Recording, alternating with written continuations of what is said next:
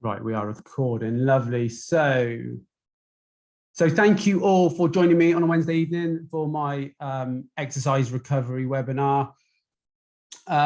We're going to look at various modalities and approaches to exercise recovery.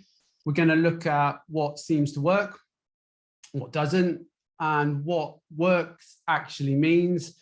And we'll touch on why that's important, of course. Really important to cover why we need to recover efficiently and effectively. The aim really of this is utilizing your limited time, enabling you to, let me just admit that, enabling you to recover as hard as you train, which is a refrain that I'll probably use throughout this. You're going to hear a number of things over and over, I'm sure tonight, probably a bit of repetition. Again, I apologize. But one refrain is learning to recover as hard as we train. Okay, I've had a few questions up front, which hopefully I'll cover as best as I can as we go through. If I don't, we'll have time at the end, hopefully, to go through some questions. And again, the chat box will be open. If anyone wants to throw things at me as we go, then feel free. I am going to start by doing a brief introduction. A few of you will know me, quite a few of you will know me, but not everyone. We've got people from all over the country today, which is really nice. Lots of people have found out via Instagram and things. So my name is Danny Clayton. I'm a practicing sports therapist. I run DC Injury Clinic. I'm also the clinical director of Washbourne House Therapy Centre, which is a multidisciplinary clinic in Broughton, so just on the edge of Swindon. I'm very fortunate, I've worked with thousands of people. I've accumulated well over 10,000 clinical hours. I've worked at all levels of sport, from recreational, which is most of the kind of people in here tonight, right up to international level athletes. So with over a decade in the industry, I say to everyone, everything I do is recovery in short. So whether that's from injury, whether that's post-operative, or from training, which is what we're covering tonight. So tonight is kind of differentiating. We're not necessarily looking at injury recovery, we're looking at exercise recovery, and they can be quite different things, obviously. I say to everyone, and again, lots of people who have seen me and had the privilege or otherwise of being in my clinic, most of my work is designed to keep you away from me, which sounds incredibly antisocial, but it kind of makes sense when you think about my remit and my aims. So I'm going to go off on a tangent straight from the off. It is absolutely my toxic trait. I do go off on tangents. So if anyone wants to use the chat box and reel me back in, feel free. I want to start with a couple of terms that are really important. And I hope by the end, why I'm bringing this up now does make sense to everyone. In 2016, the Oxford Dictionary word of the year was post-truth. And this is important because when we talk about many of the following recovery protocols, we have to acknowledge that many of these products or the modalities, which are incredibly poorly regulated, they actually offer far more than just, in inverted commas, recovery. What they offer us is almost this exclusive membership to bespoke or elite groups, like these societal groups where, for example, members of your running club or your CrossFit club or your exercise group or gym, if they all swear by a recovery tool and they all use that recovery method, the objective facts of whether it works, they become less important or secondary to the acceptance of using that modality. It kind of becomes a simple, we do it because we do it, or we do it because other people do it. And so I could have easily started this with marketing, or I think the kids call it influencing nowadays. I'm absolutely never going to be an influencer. But I want to be completely transparent from the off. This evening is not about my opinion. Again, I've been in this industry a long, long time. And I've heard often people have said to me, I know you're not a fan of, or people will say, Danny doesn't believe in. And so again, I just want to sort of reiterate right from the start, and just to be 100% transparent, unless I start with, in my opinion, I'm not going to give you my opinion this evening or allow my own personal biases to dominate. I'm simply going to give you the research and the data. It is absolutely a do not shoot the messenger evening, okay? It's not my research, which is another refrain that you'll probably hear throughout. It's not my research, okay? So where available, I'm going to show you the meta-analysis, which is the level 1 research, the best of the best of what we have from scientific research. And it's where we collate all available data, which meets a kind of an accepted criteria, and then we research that research. So instead of looking at individual papers that will always invariably have some form of bias, we look at the data of the data. I know, and I'm treading carefully here, but I know that over the last 2 years, we've kind of all become experts in medical research, rightly or wrongly. But again, we're looking at the metadata, the data of the data, not these individual papers that appear here and there. Okay. Again, if you'll humor me just for a second, I just want to tell you a quick anecdote before we go further. Please bear with me now. I'm going to watch the numbers just disappear from my screen now. So I once met a flat earther. So I met someone who believes the earth to be flat. And he said he believes the earth's flat because it feels flat. And I said, I believe the earth to be spherical because the level 1 empirical data, the peer-reviewed evidence, shows that the earth is spherical. And it's actually an oblate spheroid, I learned during this, which is a workshop for another day. But the flat earther said to me, yeah, but it feels flat. And we got on like a house on fire because that's cool and no one got hurt. And that's a random little story that I just want you to keep in the back of your minds throughout this evening and once this call's over this evening. So one more just before we really sort of start digging. Not to be ignored, not to be sold either though. So a placebo is a substance or treatment with no active therapeutic effect, okay? A phenomenon in which the recipient perceives an improvement. So keyword there for me is perceives, and perception is incredibly hard to measure. How something feels in this situation, and how something feels and how something objectively measures can of course be two different things.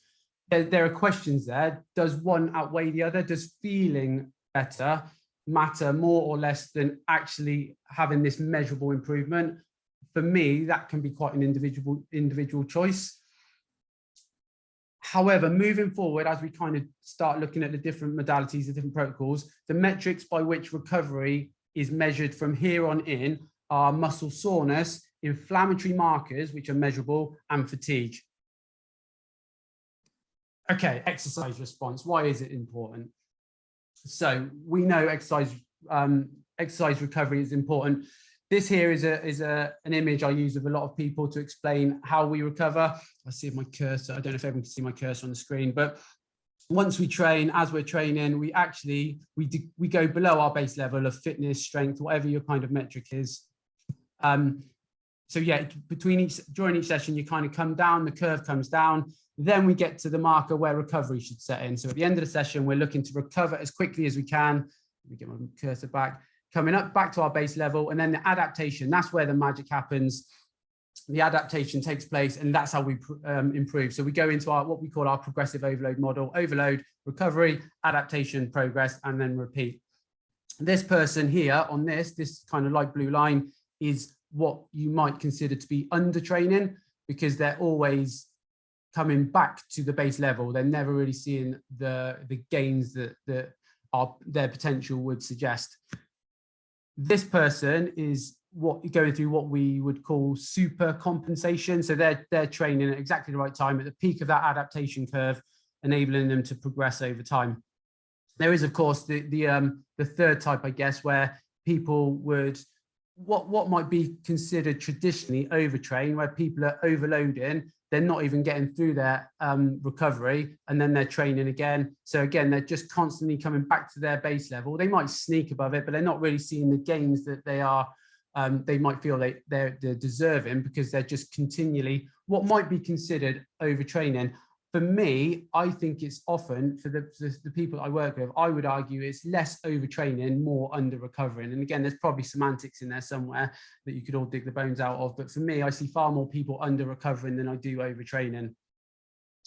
So the difficulty with this, of course, being the x-axis at the bottom here, where time, that's a metric that's completely unique to the individual. I'm having quite a few questions related to age and recovery, which hopefully we'll get to at some point. But time is completely unique to the individual.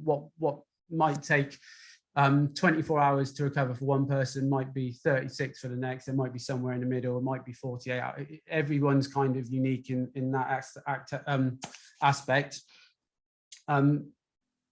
Let's go. Let's start. Let's start having a look. This is why you're all here. Okay, so stretching. This is probably an obvious start point when it comes to recovery, because most people would probably stretch consciously or subconsciously, as much as most people would often, report to me they don't stretch often enough. Whatever that means to them, they would often say to me, I don't stretch. I know I don't stretch enough. I looked into the definition of stretching just before we started here, and it was post-exercise, i.e. cool down. Stretching is commonly prescribed or recommended and carried out for improving recovery of strength, range of motion, and reducing delayed onset muscle soreness, or DOMS is what you might have called it in the past. So brilliantly, there's a meta-analysis here. So again, meta-analysis, data of the data, level 1 research, and this looked at the delayed recovery of strength, range of motion, and delayed onset muscle soreness, or DOMS. That's brilliant. A systematic review and meta-analysis of random controlled trials. So this study from last year, this looked at 17,000 studies looking at stretching as a recovery technique. So again, it's not kind of cherry picking a trial, a paper that confirms any of my biases, which we're putting to one side tonight, as I've discussed. This has looked at 17,000 studies over a 25-year period, and it came to this conclusion. So evidence-based recommendations on whether post-exercise and stretching should be applied for the purposes of recovery should be avoided, as the insufficient data that is available does not support related claims, which is it's a pretty strong start, isn't it? Because I know there'll be people in the room right now that have to stretch post-run, post-gym session. Otherwise they can't sleep because they don't feel like they've done their recovery. What I would argue here, if I were to argue, is the insufficient data. Again, it's hard to argue that. It's 17,000 studies, but I don't think it's as black and white as it sounds. Do I recommend stretching? No, nowhere near as much as people would think I do. But to me, it's a little bit inconclusive. But as it stands, our metadata suggests that stretching, the advice to stretch for a recovery, should be avoided. And that's probably confused a lot of people right from the off. John, that's music to my ears. Of course, it might not shock everyone.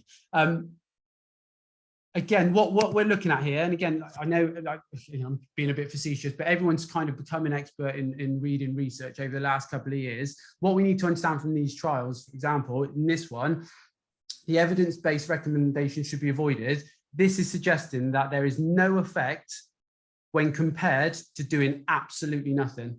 So you can do nothing or you can stretch, and over 17,000 studies of probably in the region of 100,000 participants, there was no difference in that time frame with those people. This is a slightly different approach, really. I've tried to kind of think laterally where I can. And so this is an injury reduction paper. And again, looking at the data, it's not massively pro-stretching, is it? So 4% is statistically unimportant when we're looking at progress. We're always looking, percentage-wise, we're looking for around 15% before it becomes interesting to us. And particularly, comparative to something like strength training, which has, clearly has a great effect. This was injury reduction, looked at multi-sport. So this paper is thrown around a lot in running, in the running world, but actually this is looking at multiple sports. So this is much more interesting for us this evening because we're looking at multiple sports. We're not choosing a sport in isolation. But what I would say is we also know that muscle length is affected by strength at the same level as stretching alone. So if I've always my belief has always been I'm inherently lazy. If I've only got time to do one thing, strength training will get me strong and change muscle length at the same rate. I would choose strength training. Is there any reason to not stretch? Probably not. I don't see that there's any negatives. The only negative really from stretching is that there's research from 2014, Ristolainen and Haddad, they found that there's a negative effect on performance for up to 24 hours if you're doing static stretching. So if you are someone that's running on a Monday evening and then a Tuesday morning, for example, that, you know, static stretching does seem to have a negative effect on muscle elasticity and strength for up to 24 hours. I'm not anti-stretching. I'm not anti any of these things that we're going to look at tonight. Again, it's just not a massively positive start, is it? But again, all I am, don't shoot the messenger, not my research. Let's keep going and make it even more complicated for myself. So foam rolling, foam rolling is incredibly emotive. I've had many an interesting discussion with healthcare professionals over foam rolling over the years. It's probably the most questions I get about recovery. And again, another one where I always hear people say, I know I don't foam roll often enough, almost kind of preempting what they think I'm going to say. And I wouldn't say I've been attacked regarding people's perceived thoughts on my thoughts, if you can follow, if that sentence makes sense. But I've been vocally challenged many times on what people believe my thoughts on foam rolling are. I would say that mostly that's people with some form of vested interest in foam rolling, which we'll get to in a second. So again, we've got a meta-analysis here again. So looking at, you know, lots and lots of studies from a couple of years ago, meta-analysis on the effects of foam rolling on performance and recovery. So this was looking at both ends of the session again. And overall, it was determined that the effects of foam rolling on performance and recovery are rather minor and partly negligible. I think it's absolutely right to say is rather minor and partly negligible the same as nothing, and it's absolutely not, is it? They're not the same thing. So if you believe that rather minor and partly negligible are worthwhile, then fill your boots. You're well within your rights to make that decision. I have to approach these things slightly differently, of course, because rightly or wrongly, what people are investing in when they ask my opinion, I guess, is my opinion and is evidence-based advice, isn't it? So if I always say to people, not just products are sold, ideals and ideologies are sold as well. And lots of people have lots of time to kill on courses or training plans. And quite often foam rolling for me is an add-on that needn't be there, is my opinion. So if you're signing up for, I don't know, a personal training course or a running club, they can't have you running for 8 hours a day. So what they can do is add foam rolling into that program, because it's an add-on, isn't it? And it looks kind of good, and it's a time filler. And for me, rather minor and partly negligible are exactly that. They're not something that I think any therapist should be selling as an ideology. Again, my kind of cynical brain does align with, if someone is selling a product or an ideology that includes foam rolling, they tend to be more foam rolling. I should say on this, the performance side of things, that when as a warm-up, it performed better. So pre-running, pre-gym session, foam rolling had a slightly larger effect than rather minor. So there's more kind of positives there from performance. But from recovery, like I say, it's not something that sits particularly high on my hierarchy of needs, I guess. Are there negatives? Again, what are the negatives? It hurts. It's not particularly comfortable, is it, to foam roll? A big negative, which again, something I'll probably keep bringing up. One negative is time. You know, it takes a lot of time up in your week if you're doing it a lot, and there's probably time where better spent in other areas. So again, not my research, so don't shoot the messenger. Ice baths, absolutely horrific. These are used in elite sport a lot, and you can see our friend Usain Bolt in an ice bath there. But they are horrific, aren't they?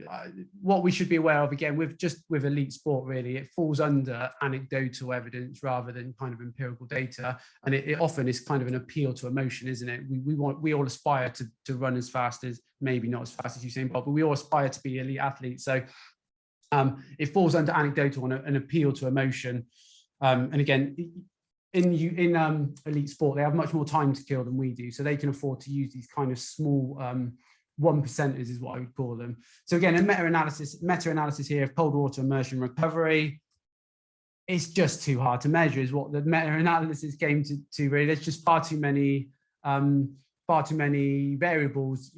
Water temperature, length of time, depth of water, etc., etc. So it was the meta-analysis is still fairly inconclusive. What they did suggest was the best approach seems to be 1 minute per degree of water. So for example, 15-degree water for 15 minutes.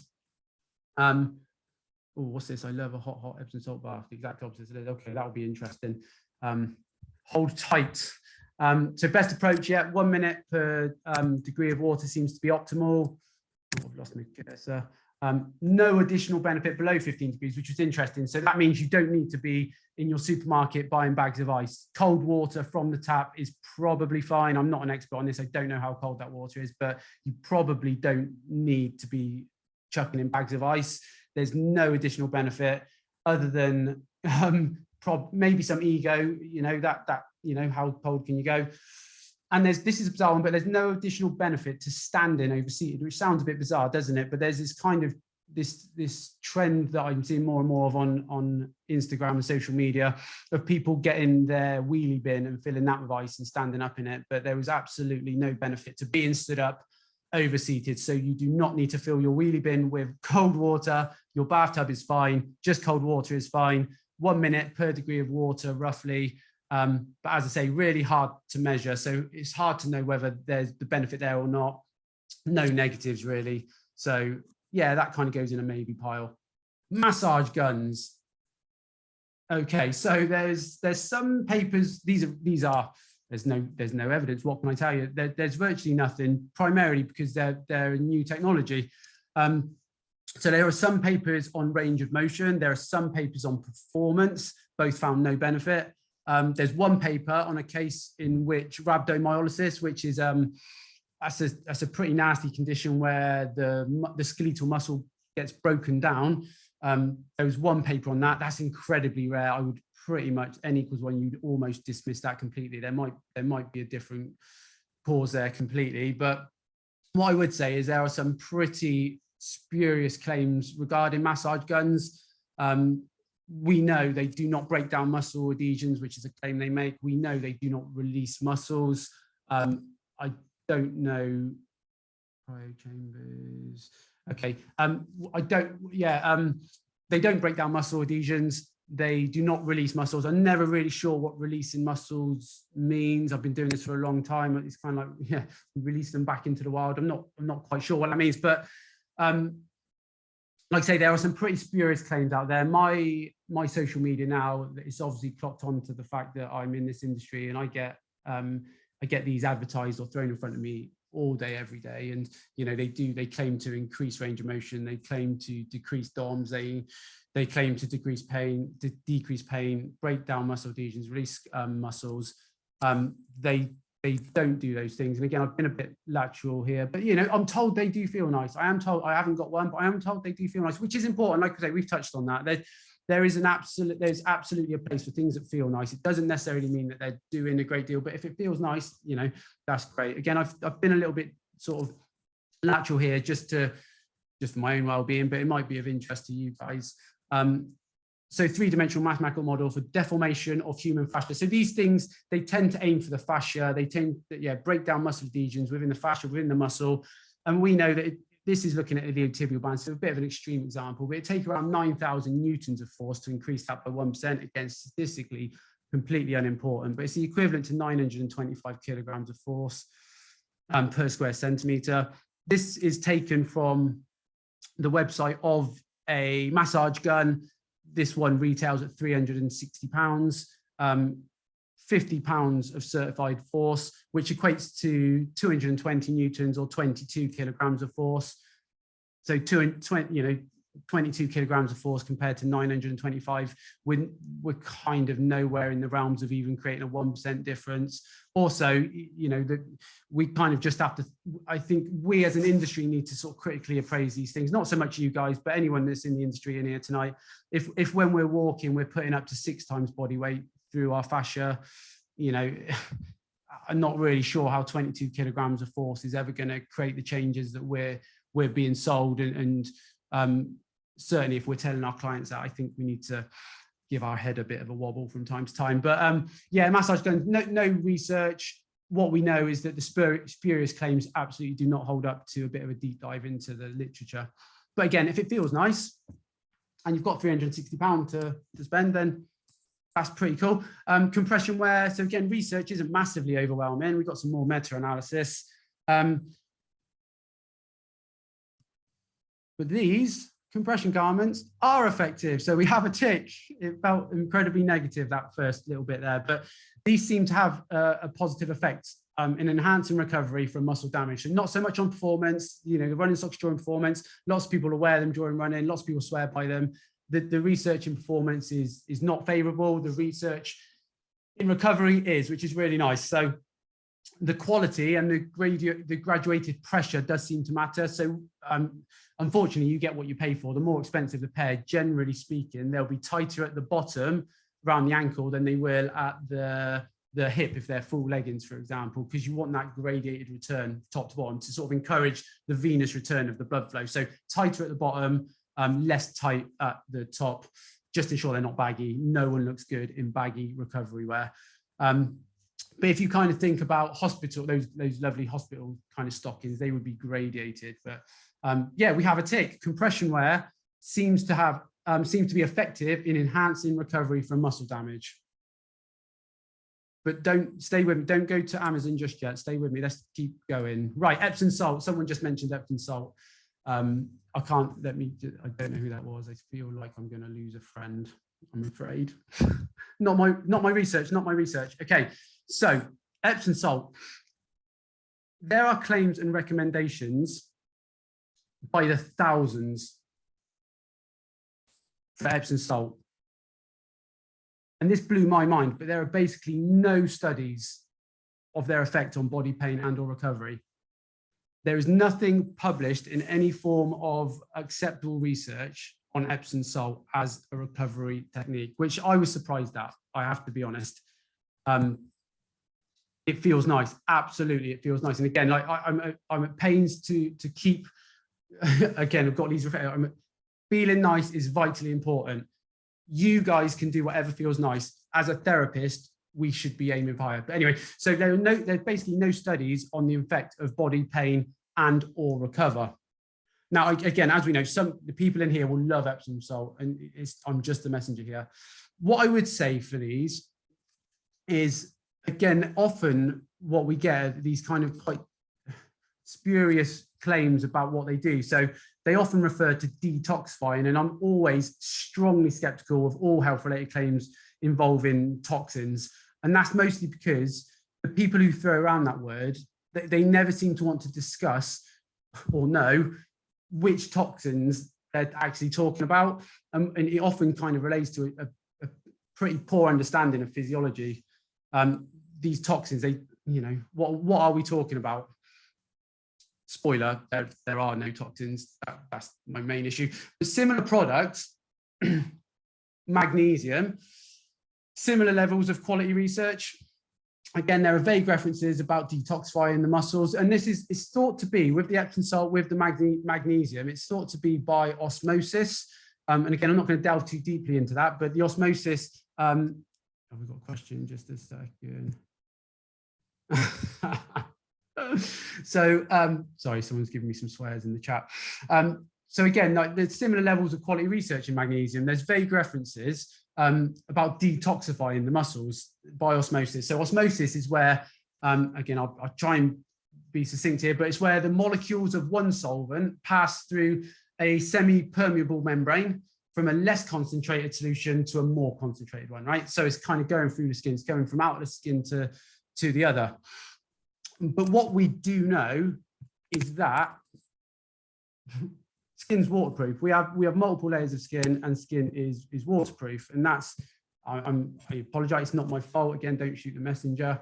But the skin is an effective barrier to diffusion of water molecules, and so therefore osmosis. And that's not to say nothing gets past the skin, just not much, and definitely not anything in the water.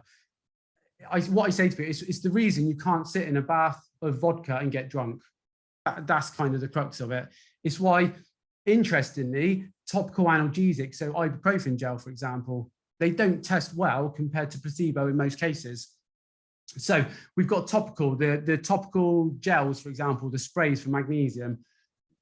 We've got research that it doesn't penetrate the skin. So that's what it is. You know, unfortunately, it doesn't penetrate deep enough. It doesn't penetrate through those multiple layers of skin to get to the muscle. Again, when we think about that rationally, I think that sort of makes sense. Tablet form, however, and that seems to have a modest effect in maintaining muscle integrity. What I would say is, you know, we're talking tablet form. If you can get magnesium from your diet, that is obviously preferable. I'm not the nutritionist. We've got some nutrition coming up, which I've used. I've had my colleague help me with. But with diet-wise, you've kind of got tuna, almonds, avocado, dark chocolate, I believe, all good for magnesium. Ideal world, we'd be getting magnesium from our diet, but orally, it does seem to have a modest effect. So again, rubbing it on your skin, sitting in a bath of Epsom salts, absolutely lovely stuff. And again, you are quite within your rights to say, that's the research, but it works for me. That's absolutely fine. Me as a therapist, I don't have that right, is my belief. It's so interesting, going off on a slight tangent again, it's why arnica, lots of people will use arnica for sort of bring out bruises, for example. And again, it's the same thing there. The results of the trials in arnica aren't favorable. They work no better than placebo, which again, it's hard to believe for a lot of people because they'll say it works for them, and that's absolutely fine. But it doesn't test particularly well. Again, similar to analgesics, kind of ibuprofen gel, for example. And again, here we go. We've got anatomy of skin. You know, skin has many functions. It's a barrier to water and it's insoluble. So yeah, flotation therapy. I've chucked this in here. It's very new. This big in the USA. Lots of, again, appeal to emotion. Lots of pro NFL clubs. They all have them. St George's Park, where England football team are based now, they've installed 2 this year. Again, claims of osmosis, because it has, we have one here at Washbourne House, which we use, but there's 500 kilograms of Epsom salt in there. So if you love your Epsom salt, we've got 500 kilograms floating right above my head as I'm sat here. But again, it doesn't seem to be because of osmosis. It appears to be more the weightlessness. So the joint pressure reduction, the muscle pain reduction. Some people fall asleep in there or think that they've fallen asleep in there.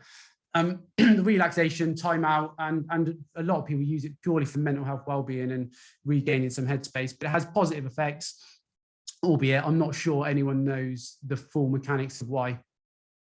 Active recovery, horrible, isn't it? The thought of recovering from exercise by doing exercise.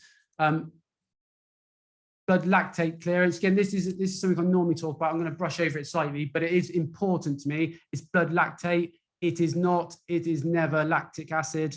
That is important to me because I just think psychologically, I don't like the thought. I don't want the thought of acid floating around my system. It's never acid. It's blood lactate, which is actually an energy source. But blood lactate, not lactic acid. If anyone is telling you they're clearing lactic acid, and they claim to be in a healthcare industry, I would be dubious. But active recovery is defined as low intensity exercise following a strenuous workout with the aims of reducing that lactate buildup, keeping muscles flexible, reducing soreness, increasing blood flow. It's hard to measure again because there's so many variables, type of activity, time, individual variance, etc. What this found, or what this argued, is that most of us do our active recovery at far too low in intensity, and this is recommending that we should be working at 80% of lactate threshold, which is great if you know your lactate threshold. Most of us don't. But what I would say, and again, this is almost veering into, in my opinion, I would tend to make it less joint loading than the activity that's caused the DOMS or the muscle soreness. So absolutely not going out and doing a tempo run or workout of the day.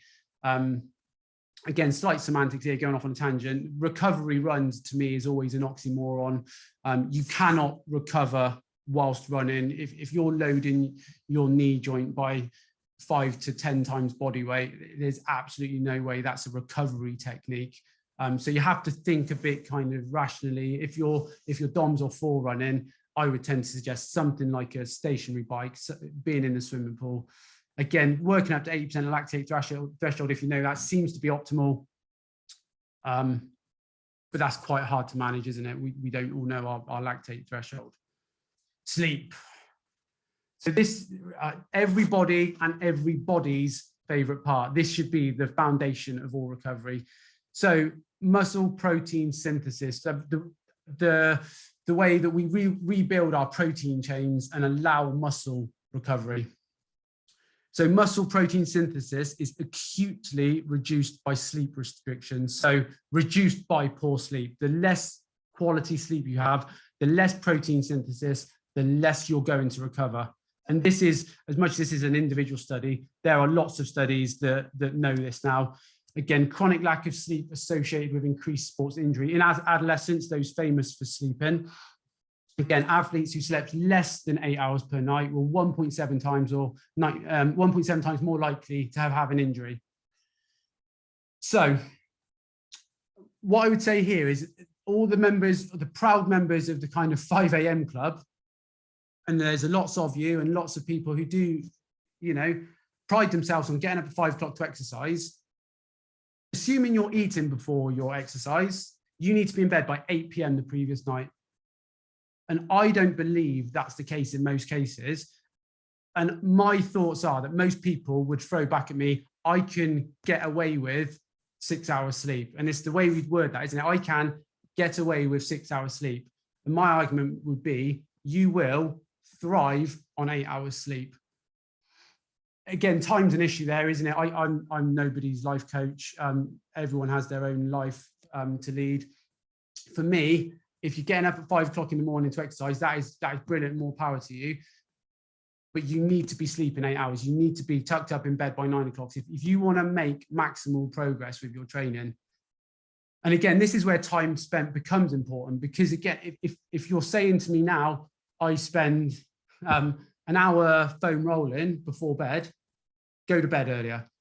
Bin your foam roller, get in bed an hour earlier. If you're saying to me, I stretch for an hour before bed, stop it, go to bed an hour earlier. If you're saying I use Epsom salts for 40 minutes before bed, stop buying Epsom salts or go to bed earlier. Just go to bed earlier and sleep better. That, undeniably, repeated trials show that is a more beneficial way of recovering than spending money on those other things. I see I work with a lot of adolescent swimmers, and I hear story, they're getting out of the pool at 9 o'clock at night and getting back in the pool at 6 o'clock in the morning. And why am I seeing them? What do I do for a job? Injury recovery. So again, this is an infographic I've had for a number of years, but again, we can see decreased protein synthesis or muscle recovery, decreased muscle glycogen resynthesis or energy stores, high susceptibility to illness, and poorer memory and learning as well. So central nervous system does suffer through a lack of sleep. This is great, and napping has been found to have a positive effect on sleep patterns. Lovely stuff. Nutrition. So as I've said, I'm not a nutritionist. This has been provided by Faye, who, as it looks like I'm Faye at the minute. Faye is my colleague who works at Washbourne House with me. These are the ways down here in the bottom. You can follow Faye. We're very aligned in our kind of approach, try and be very driven by the research and quite challenging. We like to sort of poke at our industries and cut through all the nonsense that is easy to sell, I guess. So I'm just going to read what Faye has sent for us. Again, it's all referenced. So good nutrition is an essential part of exercise recovery, and it all comes down to the 3 R's: refueling, rehydration, and repair. So for optimal recovery, aim for the following: refuel, immediate consumption of high glycemic carbohydrates, which can include white bread, white rice, cereals, potato, etc. And we should be aiming for 1.2 grams per kilogram of body weight. So for example, a 60 kilogram person aiming for around 72 grams of high glycemic carbohydrates. Rehydrate, you could weigh yourself before and after. And the weight lost post-exercise would give an excellent indication of how much water has been lost. And then it's recommended that you consume 1.5 times the amount of weight lost. So again, if you lose yeah, so let me get that straight. So it's recommended that you consume 1.5 times the amount of weight lost in water. Then we go on to repair. So for optimal muscle protein synthesis, so again, what we've just looked at with sleeping, the state of the muscle building and repair, it's recommended that you consume 20 to 40 grams of whey protein every 3 to 5 hours. The total daily intake is the priority. And so individuals with high activity levels are encouraged to consume between 1.8 and 2.2 grams of protein per kilogram of body weight per day. So to go through that again, we should be aiming, those of us with high activity levels, 1.8 to 2.2 grams of protein per kilogram of body weight per day. And then to support recovery during sleep, 40 grams of casein protein, 30 minutes before sleep is recommended. Again, I'm going to make this available for you guys to watch again if you want to, because there's a few numbers there, but Faye is your person really, if you want to get something more specific and more bespoke, because obviously nutrition can be a little bit individual, depending on your aims and your training history. But yeah, by all means, Faye is quite easy to find on social media, and she's brilliant. She's well worth a follow. Josh, is this supposed to be on a slide? What's that? The figures, or can you not? Are you struggling to see something, Josh? I'm not sure what you're alluding to there, I'm afraid. No, so the figures aren't on the slide. Like I say, this is being recorded, so you can watch it again. The crux of it there, I'll repeat it in a minute. So post-exercise, immediately post-exercise, 1.2 grams per kilogram of body weight of carbohydrates. So 1.2 grams per kilogram of body weight. And then protein throughout the day, 1.8 to 2.2 per kilogram of body weight, 1.8 to 2.2 grams of protein per kilogram of body weight per day. But I say, like, we'll be able to watch it back hopefully, and Faye is readily available. There you go. Faye's just messaged as me. This is very confusing. So if anyone wants to message Faye, she's just dropped her email address in there. She's happy to go through that again with people in case I've absolutely butchered her hard work. So again, sorry, Josh. So just to complicate things even more, as if we haven't complicated the whole world of recovery, more evidence-based approaches for choosing post-exercise recovery. And this looked at multiple modalities when it comes to muscle damage, soreness, fatigue, inflammation. Again, a systematic review with meta-analysis. A systematic review is another way of looking at multiple studies. This found that massage seems to be the most effective method for reducing DOMS and perceived fatigue. So massage for reducing DOMS, perceived fatigue. Perceived fatigue can be effectively managed using compression techniques such as compression garments, massage, or water immersion. So again, a little bit confusing. Thanks, Tim. You don't need to shut up. So this is an interesting study for me. Massage is an interesting one because I haven't really covered massage as an isolated approach. Partly because I don't believe people are getting a massage after every session unless they're living with an incredibly understanding other half. But why does massage work? I don't think we really know. As this paper down here, again, another systematic review of meta-analysis, manual therapy, massage, significantly reduced pain, but we don't know exactly how. And I think that's fine. As a therapist, I'm quite happy to put that in front of you guys and say, that's fine. We don't know the exact mechanics of why it seems to help, but it does seem to help. I think, linking back to what we've just looked at, I think why people would tell me that magnesium spray helps, why people would tell me arnica helps, why people would tell me topical analgesics like ibuprofen gel help. I think they're probably linked. I probably think all of those things have a small level effect, but it's actually that human touch coupled with it that seems to make people feel better. Example I always use, I'm not sure it always makes sense, but if you bang your head, first thing you do is swear, but second thing you do is you rub your head where you've just banged it, and it feels better. And you know full well you haven't used any products, you haven't changed anything, you haven't fixed anything, but it feels better just through that human touch. And as I say, manual therapy, massage significantly reduces pain. We just don't know the full mechanics of how. Whether it's there to be used or not, again, is completely up to you. This one looked at, again, we're talking thousands of studies combined, and that's what it came out with. So we are getting somewhere. I won't keep you all night, I promise. So what I've tried to do for you guys at the end, you can take a screenshot of this if you want, or again, it will all be available to watch back. I've tried to make a really kind of simple table for us all. Obviously, modality, does it work? Does it feel nice? The little guy here, he's shrugging. I'm not sure it's massively clear, but he's shrugging. We don't know, basically. Does it work? Fairly straightforward. The X means no. Stretching on the mask doesn't work. Does it feel nice? Up to you. Foam rolling, does it work? Not on mask. Does it feel nice? Not to me. It might do to you. Ice bath, etc., etc. They're kind of the magic ones are almost down here, aren't they? And they're the ones, they're not necessarily free. Sleep is absolutely free. Nutrition is more manageable. I think, and again, this is the cynical part of my brain, generally that there's a strong correlation with the larger the advertising prominence, the less it works. That's perhaps cynical of me, but that is my understanding of what I've produced here. Foam rolling, massage guns, Epsom salt, magnesium, you know, products, they don't seem to work en masse as well as the stuff that's free. They're less sexy, aren't they? They're, you know, sleep isn't as sexy as foam rolling, you know, rightly or wrongly. Again, magnesium is an interesting one, isn't it? Does it work? Topically, it doesn't test well. Orally, there's some effects. So, like I say, I've tried to make it as succinct as I can. Strength training isn't, John's asked where would strength fit in this table. I wouldn't use strength as a recovery tool, is essentially where it is. We're kind of looking at exercise recovery. I would never use strength as a recovery tool. I would use strength as an injury reduction tool. And they are, like I say, unfortunately, they're sort of slightly different things. So again, just to start wrapping up for you guys, anything on bicarb, assuming similar to, I haven't got anything, Matt, to hand. I can look into that if you like, leave with me. So remember, I'm looking at population level data, and that is all that's important to anyone. I've got a couple of personal trainers in here today, a couple of massage therapists, people in the industry. I can't emphasize it enough.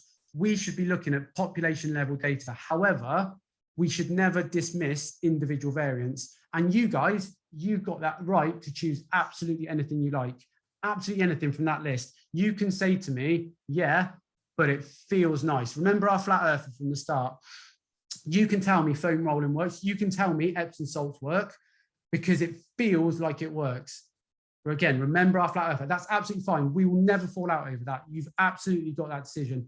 It's different for therapists, and I won't be budged on that. Therapists should not be recommending things if we don't have the data to support it. Because again, it's not just products that are sold, it's ideologies, isn't it? And again, remember, this is not a Danny doesn't believe in.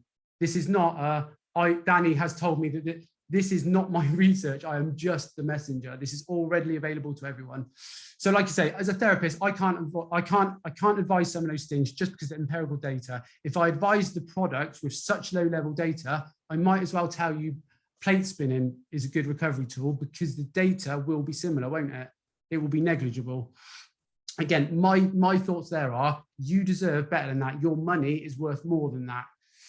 But again, you as an individual, you can choose any of those recovery modalities and you can say it works for you. You can have completely open minds when it comes to recovery. However, there's an old Scottish proverb and it says, always keep your mind open, but not so far open that your brains fall out.